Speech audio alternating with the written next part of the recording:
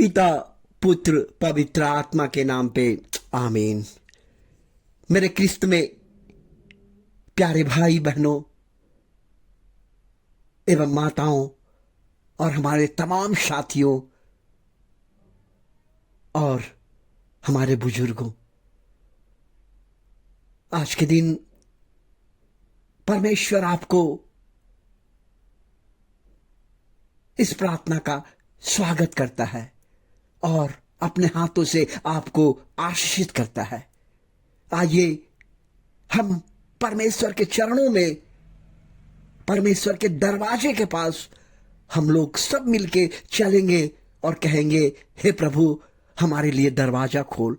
जो दरवाजा कई सालों से बंद है, जो दरवाजा कभी खुलता नहीं है, हम प्रभु से नम्र निवेदन करेंगे, उनसे प्रार्थना करेंगे, कहेंगे प्रभु हमारे जीवन का दरवाजा, हमारे नौकरी का दरवाजा, हमारे हर कष्ट संकट का दरवाजा, हर उलझन तकलीफ का दरवाजा परमेश्वर खोल दीजिए और हमारे जीवन को बदल दीजिए। आज कितने लोग हैं जो कहते हैं मैं जीवन में थक गया हूं, उसका दरवाजा बंद है, उसका दरवाजा आज तक खुला नहीं है। नौकरी का दरवाजा नहीं खुला है, आशीष का दरवाजा नहीं खुला है, धन का आशीष का दरवाजा नहीं खुला है, तमाम दरवाजा बंद है। आज सवाल है, ये दरवाजा खुलेगा तो कैसे खुलेगा, खुलने का राज क्या है और ये दरवाजे का चाबी किसके पास है? आइए हम जानेंगे कि दरवाजा कैसे खुलता है।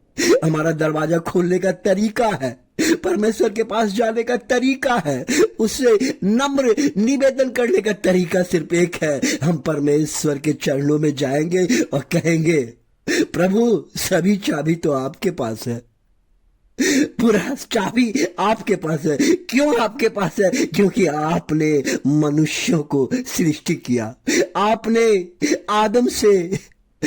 आदम से हवा को बनाया, आपने मिट्टी से मनुष्यों को गढ़ा और इस संसार में भेजा। क्योंकि आपने बनाया तो चाबी तो आपके पास ही है। अब हमारा सवाल है कि चाबी कैसे मांगेंगे, प्रभु हमको कैसे चाबी देगा? एक ही उपाय है, हम जाएंगे परमेश्वर के पास और अपने घुटने के बल पे आके कहेंगे, प्रभु हमारे पापों को क्षमा कर दीजिए। प्रभु आज तक जो हमने पाप किया है, आज तक हमने जो गंदे विचार रखे, आज तक जो हमने किया है, प्रभु मैं माफी चाहता हूँ परमेश्वर, अब से मैं गलती नहीं करूंगा। लेकिन हमारे उस दरवाजे को खोल दीजिए प्रभु, जो दरवाजा इस पाप के कारण लगा हुआ था, जो दरवाजा बंद था, जो दरवाजा खुल नहीं था। प्रभु अब से मैं प्रतिज्ञा करता हूं कि पाप नहीं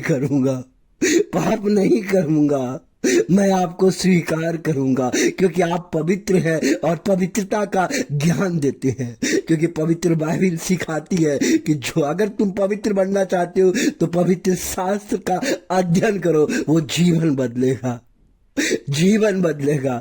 आइए हम परमेश्वर के पास चलेंगे, अनुरोध करेंगे, विनती करेंगे कि आपके जीवन का जो भी कष्ट तकलीफ है, परमेश्वर आपके जीवन को आशीष देगा, परमेश्वर आपके जीवन को दरवाजे को खोलेगा।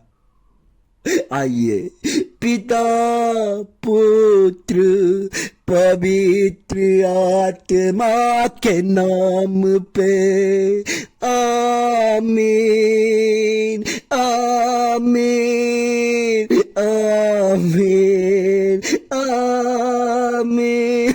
हे परमपिता परमेश्वर, मैं अनुरोध करता हूँ हमारे तमाम सब्सक्राइब करने वाले परिवार के लिए, बच्चे के लिए प्रभु, आज जिसका भी दरवाजा, जिन भाई बहन का दरवाजा, जिन माताओं लोगों का दरवाजा बंद है प्रभु, उनके दरवाजा का चाबी आप खोल दीजिए प्रभु। उसके जीवन में, उसके घर में, उसके द्वार में, उसके दरवाजे में परमेश्वर आपका आशीष बरसे प्रभु। जो भी कष्ट है, तकलीफ है, उनके जीवन अभी इसी वक्त छोड़ के चल जाए। प्रभु कहता है कि मैं तेरे लोगों को नहीं छोड़ूंगा, मैं तेरे लोगों के बंद दरवाजे को खोलूंगा, क्योंकि तूने पाप स्वीकार किया है।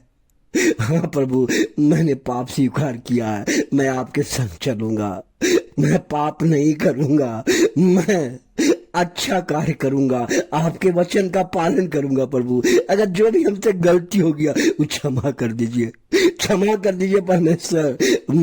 लेकिन मेरे दरवाजे को खोल दीजिए प्रभु, मेरे बंद दरवाजे, कई साल से बंद दरवाजे को खोल दीजिए। अगर आप दरवाजा खोलेंगे परमेश्वर, हमारा जीवन बदलेगा, हम आपको जानेंगे, हम आपको पहचानेंगे, हम पवित्र शास्त्र का अध्ययन करेंगे और आपके करीब आएंगे।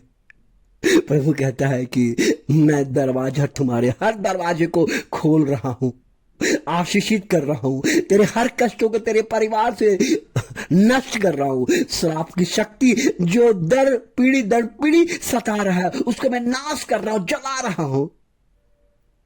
प्रभु अपने रक्तों से आपको शुद्ध कर रहे हैं, प्रभु अपने रक्तों से आपके घर में वह लहू को छिड़क रहे हैं, जिससे आप पवित्र हो जाएंगे। जैसे परमेश्वर पवित्र है और पवित्रता का ज्ञान है। आप जानते हैं, एक अधिकारी जो कफरनहूम में रहता था, वो हमेशा रो रहा था, रोते रोते उसका जीवन थक गया।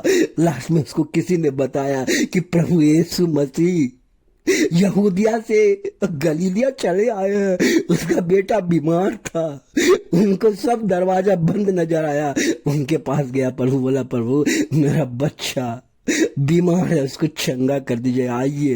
प्रभु ने कहा, जाओ, तेरा बच्चा अच्छा हो गया। उन्होंने विश्वास किया और चला गया, उसका बच्चा रास्ते में अच्छा हो गया। एक नौकर अधिकारी था, अधिकारी बहुत बड़ा अधिकारी था, और अधिकारी का बच्चा को जैसे परमेश्वर ने कहा वो विश्वास करके चला गया। रास्ते में एक नौकर आके बोला, मालिक मालिक आपका बच्चा अच्छा हो गया है। उन्होंने पूछा, किस समय अच्छा हुआ? बोला, दिन के 1 बजे। परमेश्वर ने उसी समय बोला था, आज आपको विश्वास करना है कि प्रार्थना जीवन देता है, प्रार्थना आपके जीवन को बदल देगा। परमेश्वर को अपने हृदय में लगाइए, परमेश्वर को अपने मन में बैठाइए, परमेश्वर से कहिए, प्रभु हमारे जीवन में आप आइए, हमारे परिवार में आइए। जब वो परिवार में आएगा, आपके परिवार को कोई छू नहीं सकेगा, आपका परिवार उन्नति करेगा, आपका परिवार आशीषित होगा, आपका परिवार शांति का परिवार कहलाएगा। धन्यवाद हो यीशु उस अधिकारी के बेटे को, जो संत जॉन अध्याय 4 में जो 43 से 54 तक में लिखा हुआ है, और परमेश्वर ने उनको चंगा कर दिया, उनको नया जीवन दिया, और इससे एक बात बोलने पर चला गया। परमेश्वर का एक बात काफी है, आपके जीवन, इस प्रार्थना से आपका जीवन बदलेगा। इसलिए परमेश्वर को धन्यवाद दीजिए।